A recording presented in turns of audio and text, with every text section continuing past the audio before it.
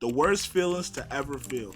Man, feelings that will make you wonder why you're even existing and why shit like this only happens to you and no one else. Like for an example, trying as hard as you can on a test and actually put an effort into it to only get a grade that you would get if you weren't even trying. Or it could be as simple as stubbing the shit out of your toe. And listen man, I'm the king of bad luck. Like I bet you if there were 50,000 people lined up and one had to be eliminated from society and the rest lives, the chances of me being the one to be eliminated are very high. Which takes us to one of the worst feelings to ever feel, which is getting dropped. Wait, no, not that getting dropped. I mean, even though that would be an awful fucking experience, it's just not that. I mean like getting dropped from like a good old game of basketball or any type of street sport that involves like teams and shit. This is one of the worst feelings and I'll explain why. You and some good old law-abiding citizens are out and about playing a good old lovely game of basketball and your team consists of good guy, average guy, not so good guy, and the guy that's just not good at it. And the other team consists of good guy, average guy, and an average guy. So we play and team one, which is my team, gets their ass whooped pretty badly by team two. And after the game, a good guy pulls up and says, "Hey, yo, my man, I got next."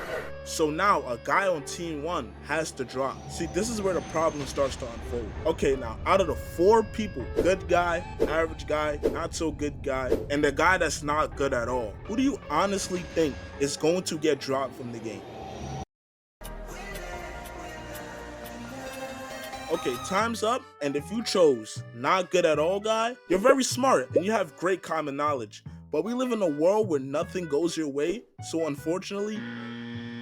But if you chose not so good guy, and what's even worse is that you gotta argue to get that spot back. And if you lose that argument, you have to walk back to that bench looking dumb as shit with your untied KDs and just watch those guys play. Yeah, I'm not gonna lie, I never went back to that park ever again after that. Another terrible feeling I could call out from the top of my head is sleeping over at a friend or family member's house without any sheets. Because for some reason, temperatures decrease by like 40 degrees where you're not at your house. And what's fucked up too is that without these soft, nice, furry blankets, you have no choice but to kiss that sweet, magnificent slumber you've dreamed of goodbye. So instead of some nice sheets to sleep with, you now have to settle down for a fat ass couch from Ashley Furnitures. Just great, man. Next up is opening an empty fridge over and over again knowing there's nothing in there. But you're just so stubborn to the point you think on the 10th opening something is gonna just magically fucking appear. It always hurts the soul when you're hungry and there's jack shit for you to consume. Every time you open that fridge, you just get more and more salty. Or better yet, what really strikes fear into a man's heart is not feeling his phone in his right pocket. Because if that shit isn't either in your right pants pocket or your right jacket pocket, no matter what situation you're in, everything is just gonna get muted. That's when the cars just stop moving, the birds just stop chirping, and it's just you and your brain alone trying to figure out where on earth your mobile device going off to. And until you find it, the whole world is gonna be on pause. This next one doesn't really apply to me, but unfortunately for plenty of other people, but they took that risk though, so I guess they gotta pay the consequence, I guess, right? Anyways, it's getting publicly rejected with an engagement ring of some sort. Listen man, when I watch those videos of people getting sent off by someone that they thought was going to be the one, it always tends to hit me. I don't know why. Because like, think about it, like there's like 30 people max surrounding you as you open up that box you got off of AliExpress. And everybody's recording because they probably never seen no shit like this in real life. And as you pull that ring out, you ask the game-winning question. I think I'm ready. Jessica, I've been waiting very long for this day to tell you this. I'm gonna be truly honest with you, I fell in love with you the moment I met you.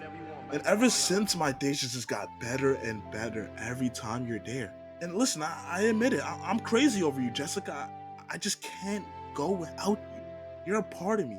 That's why I just have to ask if you really accept my proposal. I'm sorry guys, I can't do this. I have to think about me. I'm so sorry. I'm not ready.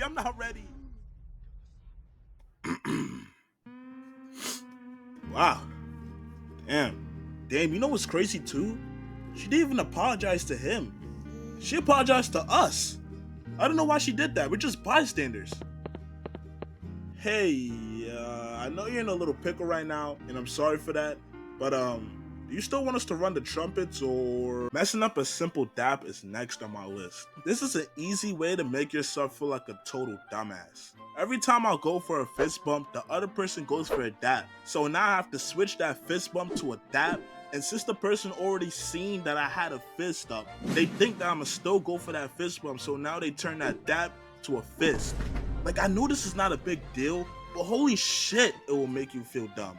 This is the exact reason as to why when I walk past someone I know, I just hit them with one of these joints to keep it pushing. Getting the absolute lowest cut in GTA heists. I don't play GTA as much as I used to. I'm kind of waiting for the 6th version of the game. But man, when I tell you, being a rank 40 to like 50 sucked. Because I would join heists and motherfuckers would be like rank 2000 and shit. And I'm there with like a whopping rank 43. So my cuts would be like 10-15%, and it will always be that one mission where you're robbing some random TD bank, bro. Like, I don't think I've ever gotten a cut higher than a 20%. And I know this was some years ago, but I just want to say a quick something to the people that screwed me over in those heists. Hey buddy, I'm not gonna do too much. I just want to verbally hand you a hefty fuck you through the computer screen. And you're the reason why I couldn't add cool spoilers and smoke to my Karuma. Oh yeah, this right here is top 3 for sure. Going to the barber as a kid and not getting no candy after the chop. So you're telling me you have to sit passionately on that barber seat and let uncut your hair and line it up. You're just there scared for some reason.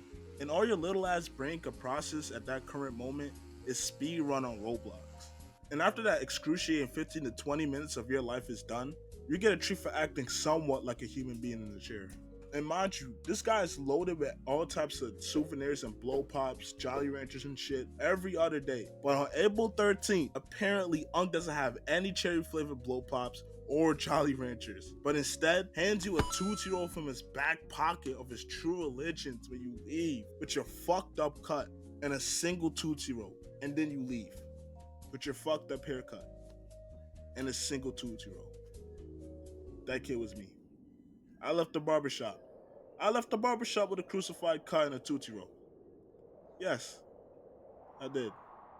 I never went back to that barber ever fucking since. Now that we got number 3 out the way, now it's time for top 2. This is the second worst feeling ever. I didn't know it was that bad until I recently experienced it. Being at a function with just straight up randoms. I'm talking, you know, no one. It's like an unskippable cutscene. And you know when you're doing the straight nobody's at the function?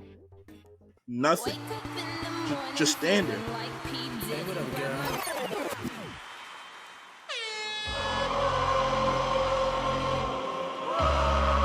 Now, at last, for the most shittiest feeling a human being can ever experience is hearing this fucking alarm every damn morning, 5 days a week.